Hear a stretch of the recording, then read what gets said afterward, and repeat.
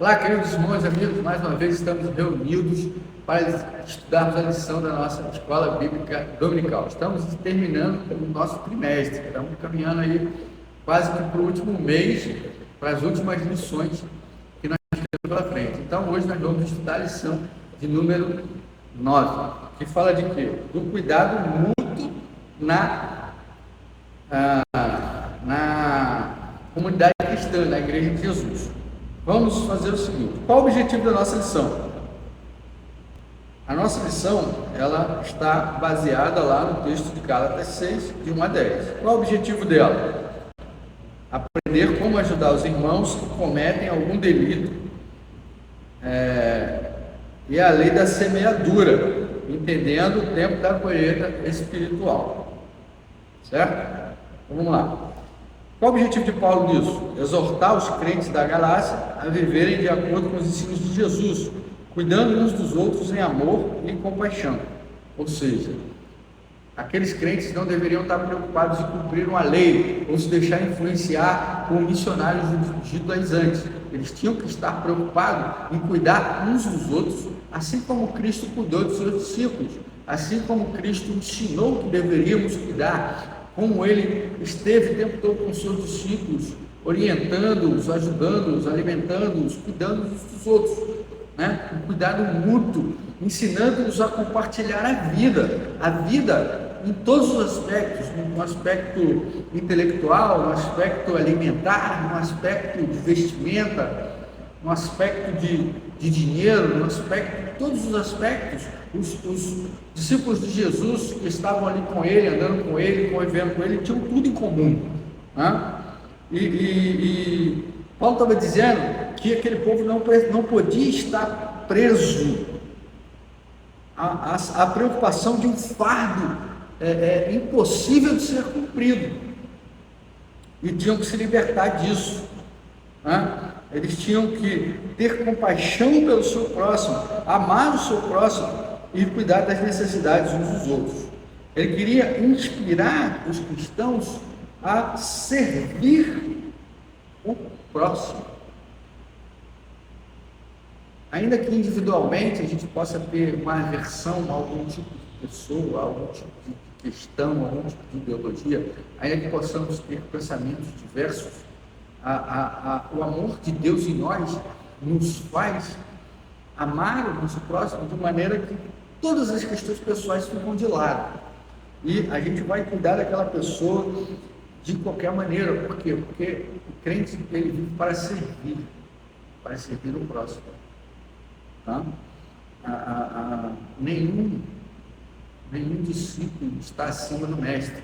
Ou seja, Jesus ensinou isso quando pegou uma bacia, pegou uma toalha e foi lavar os pés dos discípulos. E quando Pedro questionou que Cristo era elevado, e realmente Cristo diz, realmente eu sou o Senhor, eu sou maior do que vocês, mas eu, sendo maior, estou aqui lavando o pé de vocês, estou dando testemunho de como vocês devem se comportar, de como vocês devem cuidar uns dos outros. Se você não deixar lavar seus pés, você não tem parte comigo, você não é meu discípulo. Então, o discípulo de Jesus, ele é voltado, ele é feliz, ele é satisfeito em servir o mestre.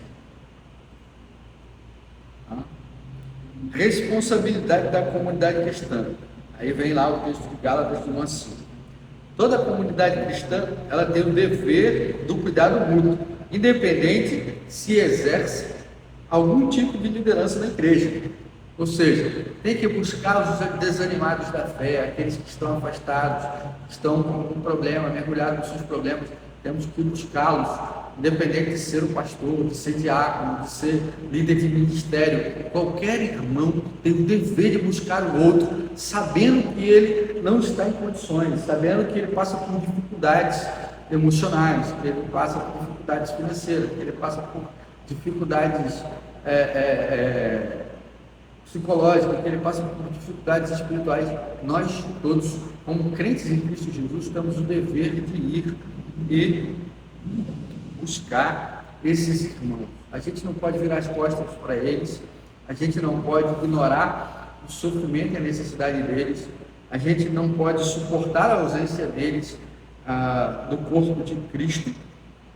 Tá? Então, todo mundo que é servo de Jesus, que é discípulo de Jesus, tem que ter o comprometimento de resgatar aqueles que se afastam da igreja. Tá? Por quê? Porque os verdadeiros discípulos de Jesus, eles devem ter um espírito de amor e misericórdia, disponibilizando todas as oportunidades para o recomeço da vida cristã.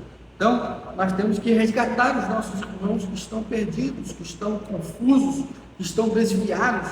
Nós temos a obrigação de fornecer a eles. Ah, pastor, mas eles cometeram um pecado, eles cometeram uma falta, eles estão com vergonha, por isso que eles saíram.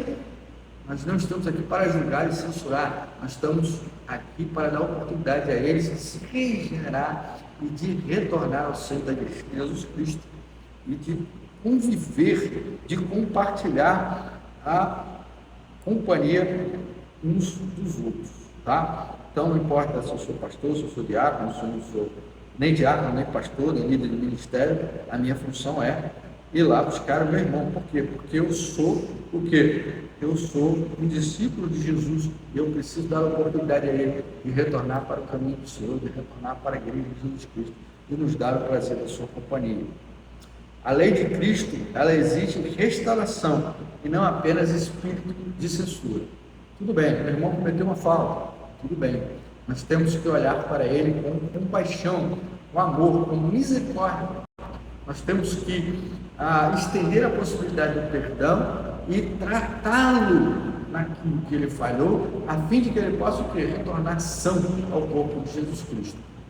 Tá? Eu não vou crucificá-lo, eu não vou empurrá-lo do penhasco, eu não vou atravessá-lo com a faca, eu não vou matá-lo apedrejando, eu vou resgatá-lo.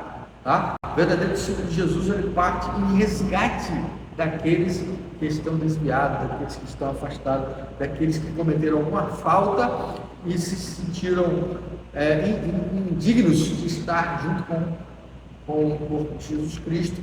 E aí o próprio corpo de Jesus Cristo vai lá buscá-lo, tratá-lo, de maneira que ele possa ali retornar para o convívio da igreja de Jesus Cristo. Por quê? Porque não é para jogar fora, é para tratar. Quando você está doente, você não trata? Está lá com ferida, você não trata? Para curar a ferida, para restituir a saúde do corpo, a capacidade da pele, a pureza da pele. Então, quando o irmão está ferido, quando o irmão falhou, quando o irmão cometeu uma falta, quando o irmão pecou, quando o irmão se afastou do convívio da igreja de Jesus Cristo, e a gente sabe, a gente tem que trabalhar essa questão, a gente tem que buscar restaurá-lo, não ir lá para criticar, para enfiar a pá de cal, né? Jogar a pá de cal em cima, não para empurrar do precipício, não. O crente não faz isso, o crente busca e oferece sempre a oportunidade de aquele irmão ser restaurado e daquele irmão se regenerar e retornar ao corpo de Jesus Cristo. Todos nós estamos sujeitos a falhar, uns são mais fortes, outros são mais fracos. Esses que se julgam mais fortes devem estender a mão para esse irmão para que ele possa ser restaurado. Tá? Semear e colher. Gálatas 6, 6 e 8. 6 a 8, né? As nossas decisões têm consequências espirituais significativas. Semear para a carne leva à corrupção e à destruição espiritual. Nós não devemos estar preocupados em dar vazão aos nossos desejos pessoais. Tá? Nós não devemos buscar os nossos próprios interesses no seio da igreja de Jesus Cristo, na comunidade cristã. Nós não devemos ser insensíveis à necessidade dos outros, né? Desprezar e magoar e ferir. Nós não podemos prejudicar o nosso próximo, o nosso irmão, de maneira que ele seja ele sofra dano na sua vida espiritual. Semear para o Espírito significa dedicar tempo à oração, estudo da palavra, a prática do amor e a busca constante pela santidade. Então, nós precisamos desenvolver a nossa santificação. Como que a gente faz isso? Através do conhecimento da palavra de Deus, dedicando tempo à oração. Nós precisamos orar. Quando nós estamos orando, nós estamos em comunhão direta com Deus. O Espírito está interagindo com o Pai, e nós estamos nessa ligação ali com o Pai, Cristo e o Espírito Santo. Estamos nos conectando, estamos sentindo a presença de Deus na nossa vida de maneira dinâmica, de maneira prática, e estamos encontrando tudo aquilo que precisamos para rejeitar as obras da carne, semear. Quando plantamos sementes de amor, fidelidade, paz e harmonia, colhemos vitórias e frutos para a eternidade. Quando nós amamos o nosso próximo, estendemos a mão ao nosso próximo, pregamos a palavra ao nosso próximo, nós acolhemos o nosso próximo, a vida desta pessoa pode ser transformada pelo poder do Espírito Santo, ela alcança a salvação, e isso impacta a vida dela para a eternidade. Também é nossa, né? Também é nossa. O nosso galardão, nos será dado conforme aquilo que produzimos para o reino durante a nossa vida terrena. Cada um vai receber o seu. Então a igreja de Jesus, ela deve plantar o quê? Amor. Deve plantar o quê? Fidelidade a Deus, baseada no que aprendemos da sua palavra. Praticar o amor do qual fala a sua palavra, buscar constante santidade, nos parecer cada vez mais com Jesus Cristo.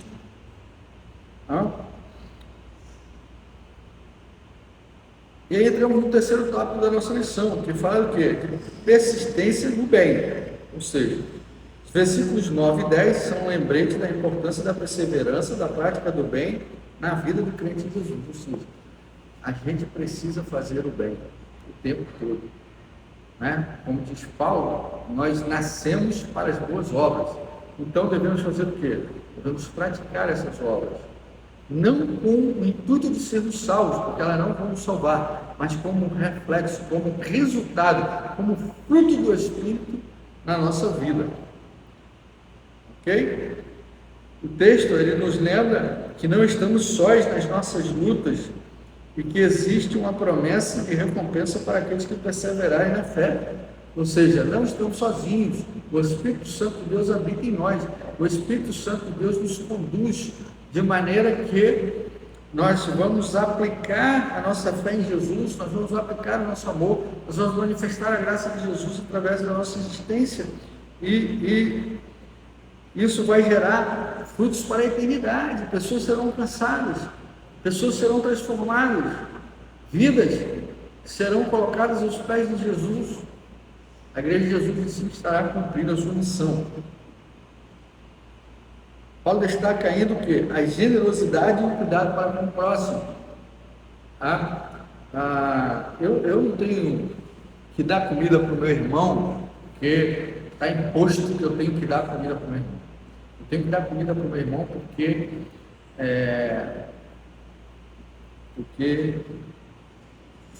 eu o amo, eu não quero vê-lo passar fome, eu não quero vê-lo ficar doente, eu não quero vê-lo passar necessidade, nenhum tipo de necessidade, que eu me preocupo com ele, que eu o amo. Isso é o Espírito frutificando na minha vida. Isso faz parte do processo da santificação. Ser generoso. Crente em Cristo Jesus, o discípulo de Jesus, ele é generoso, ele não é apegado ao bem material, ele não é apegado ao dinheiro, porque ele sabe que tudo que ele tem, que ele é, pertence a Jesus. Para realizarmos tal coisa, ou seja, sermos generosos, além de nós mesmos querermos isso, é necessário que ajude o poder do Espírito Santo de Deus. Nós precisamos ser habitação do Espírito Santo de Deus. O Espírito Santo de Deus deve nos orientar, deve conduzir a nossa vida no caminho de Jesus, no caminho da palavra, no caminho da oração, no caminho da prática do amor. A nossa vida deve ser conduzida pelo Espírito Santo, porque sem o Espírito Santo nós não podemos rejeitar as obras da carne. Concluindo, queridos, nosso estudo. A responsabilidade de buscar e ajudar os que se afastam é da toda a congregação e não apenas de pastores e diáconos. Ou seja, cada crente tem a obrigação de olhar para o seu irmão, de cuidar do seu irmão, de buscar o seu irmão, de propor a ele que ele se regenere, que ele retorne para a igreja, que ele seja reintegrado à igreja de Jesus Cristo, ajudá-lo a tratar a sua falta, o seu delito, o seu pecado, de maneira que ele possa retornar para o caminho do Senhor, que ele possa semear, em vez de obras da carne, obras do Espírito, assim como você, e possamos todos caminhar juntos no propósito do cumprimento da nossa missão como igreja de Jesus Cristo. Muitas pessoas dizem, mas o pastor não visita, mas o pastor não vai buscar fulano, o pastor não liga se fulano deixou de vir para a igreja, não está nem sentindo falta. Queridos, quando a igreja tem poucos membros, isso é até fácil de ser observado, mas igrejas maiores não têm a menor condição do pastor perceber tudo isso, por mais que ele tente, não tem como. E se você percebeu que o seu irmão não está vindo, que o seu irmão está com alguma dificuldade, que ele está guardando um sentimento que não é do Senhor, você tem o dever de chamar mais 2 ou 3 e ir lá até ele e conversar e falar do amor de Jesus, que nós temos que agir com misericórdia e reintegrá-lo, ajudá-lo a se reintegrar ao corpo de Jesus Cristo, sem precisar necessariamente esperar que o pastor faça isso, que o diácono faça isso, que é obrigação do diácono, que é obrigação do pastor. Não, todos nós temos a responsabilidade. É preciso ter consciência que não somos superiores aos outros e que precisamos agir com o mesmo perdão e acolhimento dispensado por Jesus aos que enfraquecem. Tá? Pedro negou Jesus 3 vezes em uma noite. Quando Jesus ressuscitou, Jesus foi buscar Pedro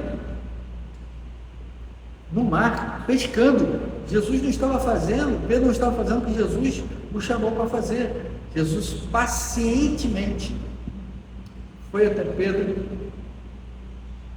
e recuperou-o, trazendo de volta para o caminho, fazendo com que ele cumprisse a sua missão. Nós, como Jesus, temos que ter a capacidade do perdão. Aquele que pecou, temos que olhar para ele com compaixão, porque nós poderíamos pecar da mesma maneira ou de uma outra diferente, mas não estamos imunes ao pecado, tá? E a gente precisa entender isso e olhar para o irmão também sabendo que ele não está imune, e a gente tem que ir lá perdoá-lo, acolhê-lo, tratá-lo e trazê-lo de volta. Ok? Essa é a lição de Paulo. Cuidar um do outro. Cuidado mútuo é a obrigação de toda a igreja e não apenas dos pastores e dos diáconos. Persistência no bem. Vamos fazer as obras. Vamos plantar sementes para a eternidade. Ok? Vamos ser responsáveis com a missão que Jesus nos deixou como igreja, como comunidade cristã de fé, e buscar e cuidar uns dos outros. Que Deus abençoe a sua vida, a sua família. Você tenha uma semana abençoada na presença de Jesus. Nos vemos no próximo domingo com a graça de Deus.